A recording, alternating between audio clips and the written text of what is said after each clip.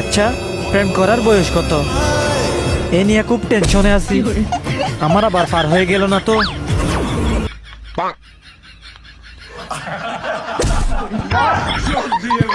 এখনো তোমার প্রেম করার বয়স হয়নি। যখন তোমার প্রেম করার বয়স হবে তখন অবশ্যই অবশ্যই আমি তোমাকে সর্বপ্রথম প্রপোজ করব ভালোবাসার জন্য।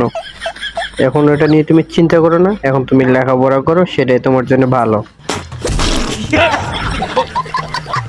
হ্যালো বন্ধুরা, সবাই কেমন আছেন? আশা করি সবাই অনেক ভালো আছেন। বরাবরের মতো আজকেও আপনাদের নতুন আরো একটি অস্থির বাঙালির ফানি ভিডিওতে স্বাগতম।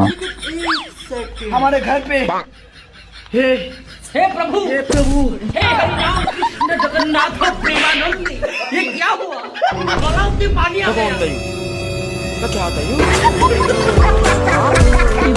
এরা হলো আমার প্রকৃত আসল বন্ধু।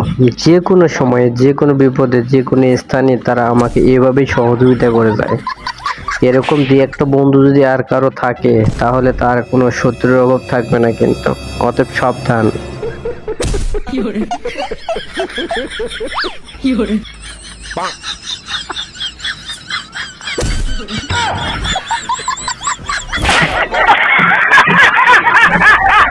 আসলে কি জানেন, আসলে অন্য কাউকে ডিস্টার্ব না করলে আমার এক ভালোই লাগে না।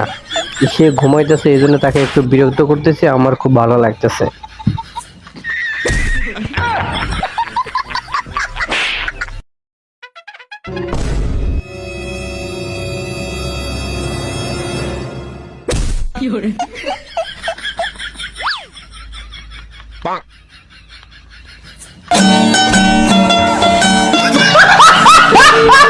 কে বলেছে মেয়ে মানুষের মাথায় বুদ্ধি নেই? এদের মাথায় বুদ্ধি একেবারে ভরা। বুদ্ধি ঠেলা এরা রাত্রে ঘুমাইতে পারে না। তার প্রমাণ হলো এইটাই যে তারা নিজের স্বার্থের জন্য সব কিছু করতে পারে। নিজের স্বার্থের জন্য আরেক বান্ধবীকে বিপদের মধ্যে ফালাই দিতেও কোনো দ্বিধা করে না।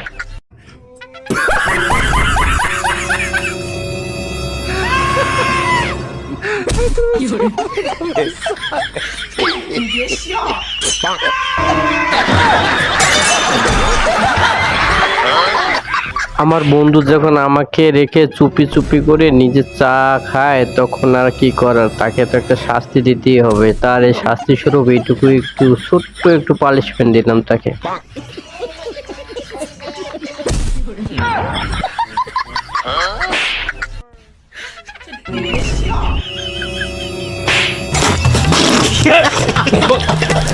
বাড়ি মারবা মারো, ভালো কথা, কিন্তু এই জায়গায় কেন বাড়ি মারতে হবে রে ভাই? এটা তো হলো মূল সম্পদ।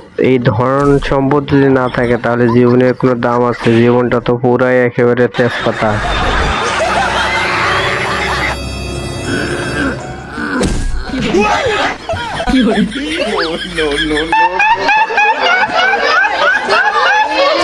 আমার বন্ধু যখন ধানের বস্তা গাড়ি করে নিয়ে উঠাইতে পারে না তখন আর কি করার, আমি একটু তাকে সহযোগিতা করলাম। এটাই কি আমার অপরাধ হয়ে গেল?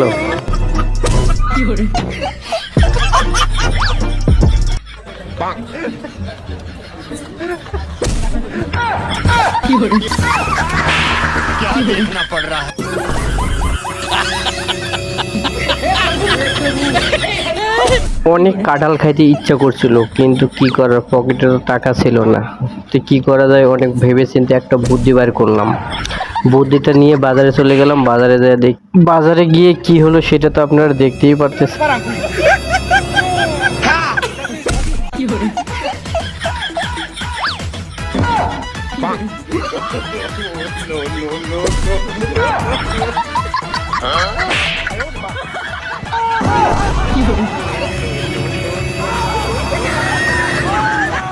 আসলে আপনারা যা ভাবতেছেন তা না, কিন্তু আসলে আমি লিফটে উঠতে অনেক ভয় পাই। লিফটের সামনে দাঁড়িয়ে ভাবতেছিলাম যে কি করব কি করব, ওই সময় এসে আমার এই আপুটা আমাকে একটু সাহায্য করলো আর কি।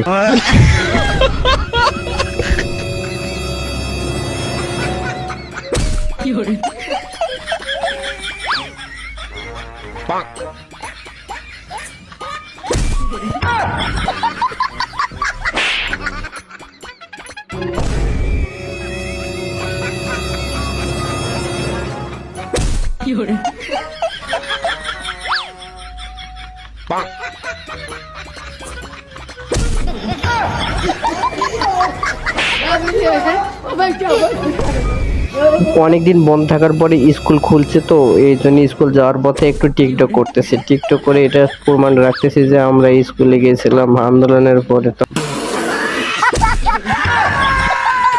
শখের বয়সে কিসের অভাব? শখের বয়সে আমার খুবই গুরুত্বপূর্ণ জিনিস, তা বলি দাড়ির অভাব। দাড়ির অভাব? কেন এত কিছু থাকতে দাড়ির কেন অভাব? দীর্ঘ 3 বছর থেকে চেষ্টা করে আমার দাড়ি উঠছে না।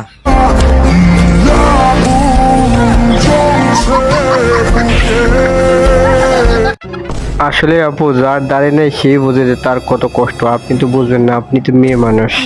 আর এটা নিয়ে হাসার কোনো প্রশ্নই আসে না, তাই না? বাংলাদেশের বর্তমান পরিস্থিতি দেখে একটা রিকশাওয়ালা বলতেছিল, আমি গর্বিত যে আমি অশিক্ষিত।